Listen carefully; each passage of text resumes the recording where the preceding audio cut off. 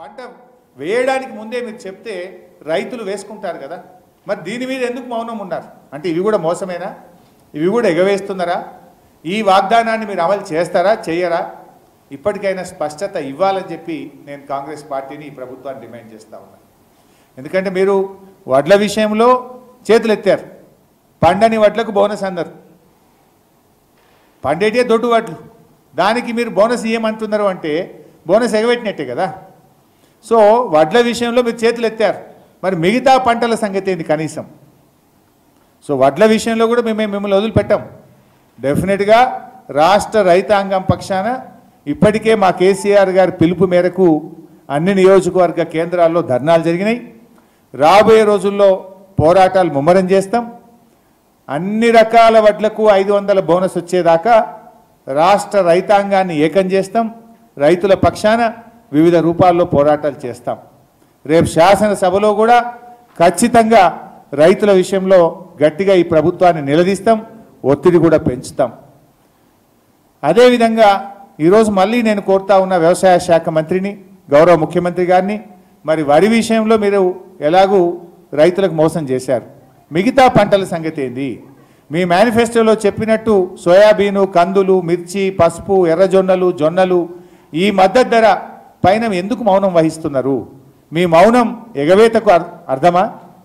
మీ మౌనం ఏ రకంగా ప్రజలు తీసుకోవాలి? మిగతా పంటలకు కూడా మీరు ఇచ్చిన హామీ ప్రకారం ఈ వానకాలం నుంచి కాంగ్రెస్ పార్టీ ఇచ్చిన వాగ్దానపు ధర రైతాంగానికి చెల్లించాలని, దీని మీద స్పష్టత ఇవ్వాలని నేను ప్రభుత్వాన్ని డిమాండ్ చేస్తూ ఉన్నా.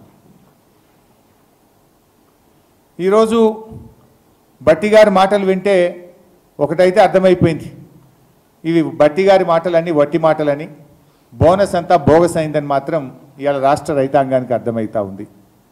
ఇదే విషయం ఓట్లు డబ్బల పడక ముందు చెప్తే కాంగ్రెస్ పార్టీకి ప్రజలు తగిన గుణపాఠం చెప్పుదురు. ఎప్పుడు చెప్పిండ్రు? సావు కబురు సల్లగా చెప్పినట్టు ఓట్లు డబ్బల పడంగానే తెల్లారే చెప్పిండ్రు. డబ్బలు రాత్రి సీల్ అయినాయి, పొద్దుగాల రివ్యూ మీటింగ్ పెట్టి సన్నవడ్లకే మాత్రమే ఇస్తాం బోనస్ అని చెప్పిండ్రు. ఇదేదో మరి ఎన్నికల్లో ఎందుకో ప్రచారంలో చెప్పబోతుంది. మీ బహిరంగ సభల్లో సన్నాలకు మాత్రమే బోనస్ ఇస్తామని చెప్తే పొల్లు అయిపోదురు కదా, రైతులు నిర్ణయించుకుందరు కదా, రైతులు సరి అయిన నిర్ణయం తీసుకునే అవకాశం ఉండేది కదా. అంటే ఓడ దాటదాకా ఓడమల్లప్ప, ఓడ దాటినాక బోడమల్లప్ప. డబ్బల ఓట్లు పడేదాకానేమో వడ్లకు బోనస్ అన్నారు, డబ్బలలో ఓట్లు పడి సీలు పడంగానే సన్నాలకు మాత్రమే బోనస్ అంటున్నారు. ఇది రైతులను మోసం చేయడం కాదా?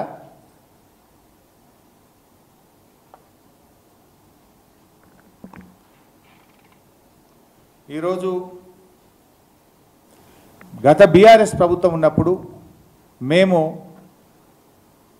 2014 నుంచి 2023 వరకు 7,28,00,000 మెట్రిక్ టన్నుల వడ్లు కొన్నాం.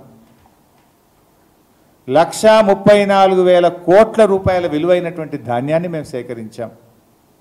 ఇవాళ ఈ ప్రభుత్వం సేకరించింది చూస్తే నేను ఎక్కడో చెప్పారు వాళ్ళు ప్రెస్ మీట్లో, ఇప్పటిదాకా 36 లక్షల మెట్రిక్ టన్నులు కొన్నామన్నారు. అంటే దీన్ని బట్టి ఏమర్థమవుతుంది? మీ కొనుగోలు విధానం సరిగా లేక రైతులు బయటనే అమ్ముకుంటున్నారు.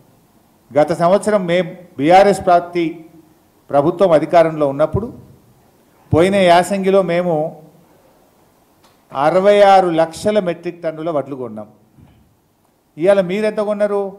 36 లక్షల మెట్రిక్ టన్నుల వడ్లే కొన్నారు. ఇక మిగిలింది ఎంత? ఆల్రెడీ మే నెలాఖరికి వచ్చాం, ఇంకో 10 రోజులు అయితే వడ్లు అయిపోతాయి రాష్ట్రంలో. మ్యాక్సిమం 10 రోజులు, జూన్ మొదటి వారం దాకా వస్తాయి హైయెస్ట్. ఇప్పటికే సగం సెంటర్లు క్లోజ్ చేశారు రాష్ట్రంలో.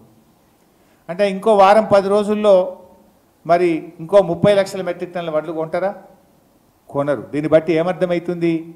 రాష్ట్ర ప్రభుత్వం వడ్లు కొనకపోవడం వల్ల పాపం రైతులు మధ్య దళార్లకు అమ్ముకోవాల్సి